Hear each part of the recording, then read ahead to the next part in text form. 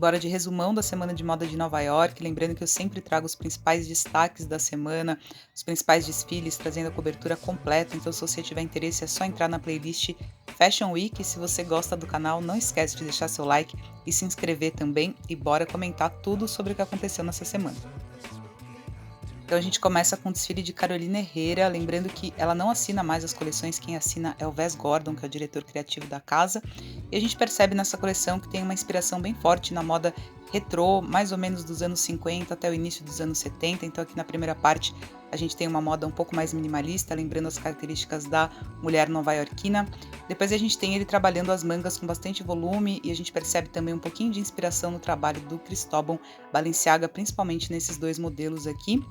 Depois a gente entra nessa parte da questão floral, que é um grande DNA da marca, então a gente sempre vê presente em todos os desfiles, então realmente é um grande clássico.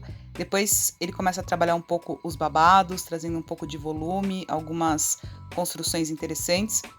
E aí a gente entra nessa questão do ballet core, ele trabalha um pouquinho com essa questão da tule também, aqui no metalizado um pouquinho dessa questão de textura. E por último ele traz os grandes clássicos aí, que são os vestidos de festa Carolina Herrera, que são sempre muito maravilhosos. Depois a gente vem com a marca Aria, que é bem hypada entre as celebridades, uma marca bem queridinha e bem quente no momento. E o designer criativo ele se inspirou nos olhos, que vai desde o século XX com surrealismo até os anos 60 com Andy Warhol. Então a gente vê alguns aspectos de desenho animado aqui quando ele traz essa pele de dálmata, lembrando que teve uma onomatopeia de desenho no fundo, então a gente vê essa inspiração. Ele traz também uma inspiração no floral, trazendo essas flores no 3D, com esse recorte no centro. Depois ele entra com a aplicação de joias, que é o grande DNA dessa marca, eles trabalham muito com essa questão. Tem um pouco do jeans também, que ele fez questão de ressaltar que é importante esse trabalho, apesar de ser uma marca praticamente de luxo, está sempre presente. E aqui essa questão mais surrealista que eu estava falando na questão dos olhos. Esses foram os meus dois looks preferidos, achei simplesmente incrível. Depois a gente tem a marca Patibot, que está fazendo um sucesso tremendo internacionalmente, já vestiu Beyoncé, entre várias outras celebridades, e dessa vez ela trouxe um aspecto um pouquinho mais dos anos 20, trazendo toda aquela cadência, aquela sensualidade, aquela beleza que ela sempre traz nas coleções. Uma coleção curta, foram só 25 modelos, mas simplesmente incrível. Depois a gente tem a Helmut Lang, que trouxe uma inovação nesse tecido que parece plástico bolha, mas na verdade é feito com seda, um trabalho espetacular, feito pelo Peter Du, que é o diretor criativo atual da marca. Essa marca era do designer austríaco Helmut Lang, que fez muito sucesso lá nos anos 90. Ele foi um dos pioneiros a trazer essa questão do minimalismo e do armário básico essencial para a passarela, numa época em que imperava a extravagância, então ele trouxe todo um glamour nessa questão mais minimalista, e o Peter Du tem trazido bastante essa questão dos códigos dele, de uma maneira bastante fiel até. E ele trouxe uma beauty que também traz essa questão do lifestyle nova-iorquino, que parece que a pessoa saiu da balada e foi direto pro trabalho, então tá com a maquiagem toda borrada. Então realmente ele traz todas essas questões, essas conversas que o Helmut Lang também trazia nessa conversa realmente do lifestyle nova-iorquino. Inclusive ele traz essa estamparia dessa sacola de feira usada na Chinatown. Depois a gente tem a Tommy Hilfiger, que trouxe o seu desfile no Oyster Bar, que é um bar super hypado lá nos Estados Unidos, trazendo essa questão do prep, que é o DNA básico dessa marca, né? Para quem não sabe, o prep é aquele estilo mais esportivo americano e que tem um contexto um pouco mais jovem.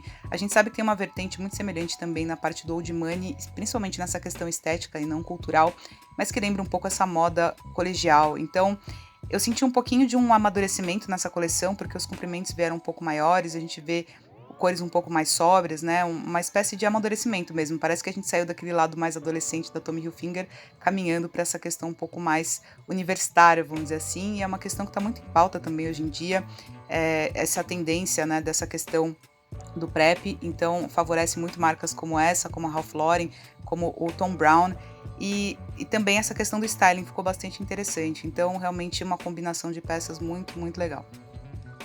Em seguida a gente tem Thom Browne, que eu acabei de falar, que também tem essa raiz no prep, mas que entrega com muito mais criatividade a sua moda, trazendo teatralidade e drama de uma forma fantástica. Ele é extremamente minucioso e detalhista, são coleções realmente incríveis. E ele trouxe dessa vez uma inspiração no poema de Edgar Allan Poe chamado The Raven, que significa o corvo, que conta a história de um estudante e uma conversa com esse corvo sobre o seu amor perdido, e o corvo sempre respondia com a frase Nevermore, que significa nunca mais. Então é uma inspiração no amor, e ele se inspira também na indumentária lá da Belle Époque, principalmente no trabalho de um ilustrador conhecido como Sam, que era lá do final do século XIX e que tinha características que lembravam insetos. Então a gente vê um pouco disso na beauty, no cabelo, e uma coleção absolutamente fantástica, poética, enfim, um trabalho realmente incrível. Depois a gente vem com a marca Kate, que é uma marca que está crescendo muito nos últimos tempos, está ganhando muito destaque aí nas semanas de Nova York. E é uma marca que tem um perfil, um DNA, vamos dizer assim, da mulher nova-iorquina, só que com um aspecto um pouco mais dark. Então eles trabalham com cores mais sóbrias, eles são um pouco mais góticos, vamos dizer assim. Trabalharam bastante com Arsala, que é uma cor que está muito em alta, né, em tendência nessas últimas temporadas. Eles trabalham muito com couro, também trabalharam aqui com essa questão da pelúcia, trazendo um pouco mais de textura. Depois a gente vem com essa questão da alfaiataria, onde ela explorou um pouquinho melhor essa questão das formas, das silhuetas. E depois ela cai para esse lugar de um minimalismo, então trazendo essa questão mais monocromática, mais simples e que conversa muito com aquele minimalismo dos anos 90 que está sendo bastante explorado aí nas coleções. Depois ela traz um pouquinho dessa transparência, que é uma característica da época, e um pouquinho de estamparia, que está bem bonito.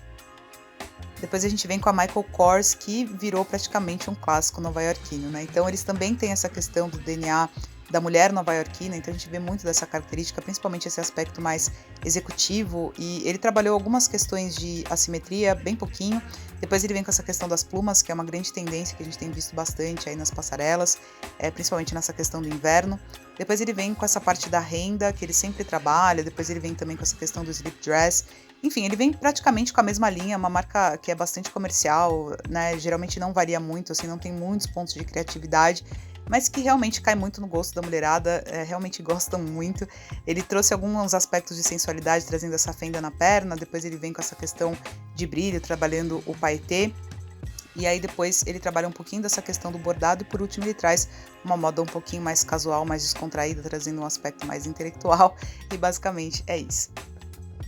Depois a gente tem a Alto Zarra, que teoricamente se inspirou no Pierrot e também no trabalho de Tamara Lempicka, onde tinha alguns quadros ali no desfile. E ele traz essa questão dessa gola com volume do Pierrot e também na parte das mangas. A gente vê um pouquinho desse aspecto também na parte de estamparia. Aí ele começa uma construção aqui com alguns vestidos, algumas chemises, realmente vestidos muito diversificados, cada um num estilo, de um jeito, né? Acho que tentando trabalhar com essa questão um pouco mais comercial. Aqui a gente tem algumas estamparias. Depois ele vem com um pouco de transparência e por último ele traz essa questão um pouco mais de alfaiataria, ainda com alguns aspectos dessa questão do Pierrot, que é a grande inspiração aí para essa coleção. Depois a gente tem o desfile da Tory Burch, que é uma marca também um pouco hypada lá nos Estados Unidos. E dessa vez ela diversificou um pouco, eu senti que as últimas coleções estavam um pouco repetitivas, ela estava muito com aquela questão do quadril marcado, com faixa e tudo mais. E dessa vez não veio muito essa informação, apesar de ser um DNA dela.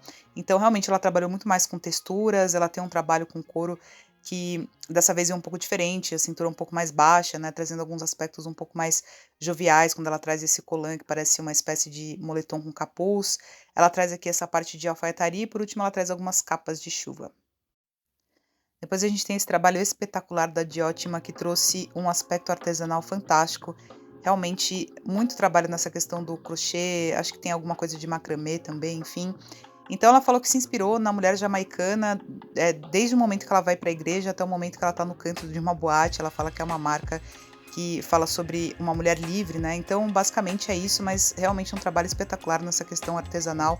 Tá muito bonito mesmo, vale a pena conferir, inclusive o desfile, né? Para vocês verem o movimento das peças, enfim, tipo, realmente tá muito, muito lindo. Depois a gente tem a Coach, que trouxe uma inspiração interessante, que seria uma conversa de como a geração Z mesclaria o luxo hoje em dia. Então ele traz aspectos muito luxuosos, como o smoking, o black tie, mesclado com peças do dia a dia, como por exemplo o moletom de capuz, o coturno. Então eu acho que ele traz um styling muito interessante, realmente é uma conversa muito atual. E é uma marca muito comercial, a Coach, né? Eles não trazem questões assim super ultra criativas, mas eu achei que o styling ficou bem interessante. E para uma marca comercial, eu acho que conversa demais com o papo de hoje em dia, trazendo aspectos mais criativos. Depois a gente vem com Laquan Smith, que trouxe uma coleção interessante. Ele se inspirou no luxo dos executivos de Wall Street, de Nova York, e principalmente dos anos 80. Então ele traz todas essas características nessa coleção, de uma forma bem interessante. Alguns looks ele trouxe bem desconstruído, principalmente nessa parte de alfaiataria, de uma forma mais criativa, sem sair dessa questão comercial, que é o grande ponto que as marcas têm enfrentado aí nos últimos tempos, porque quando cai muito para esse aspecto criativo não vende, e aí quando é muito comercial reclamam. Então, realmente é difícil entrar no ponto, ele trouxe muito dessas questões dos anos 80 e muita cor na última coleção, e agora ele traz aspectos um pouco mais sóbrios trabalhando o cutout também. Por último, a gente tem o desfile de Prabal Gurung, que infelizmente perdeu seu pai recentemente, e essa coleção foi uma espécie de homenagem, principalmente à questão mais histórica, familiar, então ele traz contextos do povo indígena do Nepal, e ele traz esse contexto mais melancólico e mais saudoso, vamos dizer assim. Então é uma coleção realmente muito pessoal. Aqui nesse final ele traz essa questão da seda, traz essa sobreposição de tecidos, que lembra muito essa questão da moda mais asiática, e a gente vê também essa parte meio que da natureza, na parte da estamparia, de uma forma bem interessante. E basicamente é isso. Eu espero que vocês tenham gostado dessa cobertura aí da semana de Nova York. Se você gostou, não esquece de deixar seu like, de se inscrever aqui no canal e de deixar o seu comentário me contando se você gostou, o que você gostou, qual marca é a sua preferida. E basicamente é isso. Um beijo grande e até o próximo vídeo.